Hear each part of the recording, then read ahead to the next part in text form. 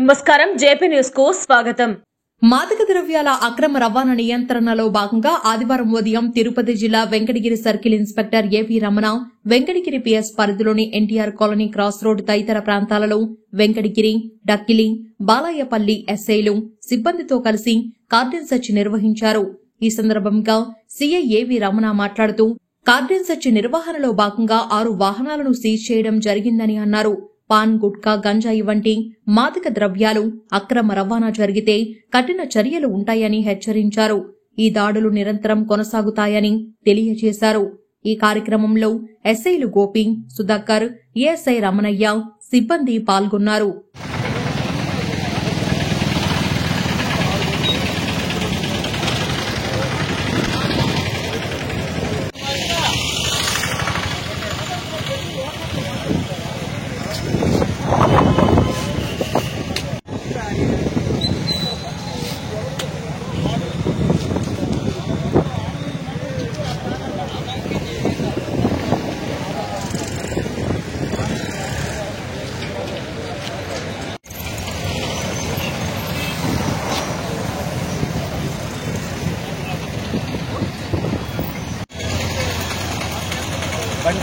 మనం బంద్ తీసుకున్నాం కదా ఆయన ఆధార్ కార్డు నెంబర్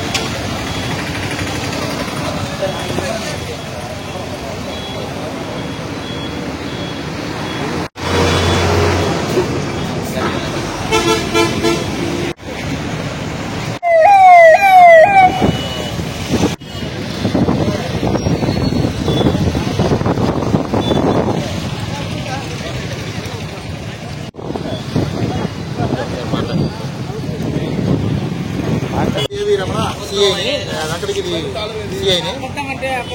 మాకు రొటీన్లో భాగంగా ఈరోజు వెంకటగిరి టౌన్లో ఎన్టీఆర్ కాలనీలో ఇక్కడ మా సర్కిల్ పరిధిలో ఉన్నటువంటి ఎస్ఐస్ అండ్ సిబ్బందితో కలిపి కార్డినేట్ సెర్చ్ చేయడం జరిగింది. ఈ కార్డినేట్ సెర్చ్లో భాగంగా మేము ఒక 6 వెహికల్స్ని సీజ్ చేయడం జరిగింది. వాటి యొక్క డాక్యుమెంట్స్ అవి కూడా వెరిఫై చేసి వాటిని ప్రాపర్గా మేము డిస్పోజల్ చేస్తాము.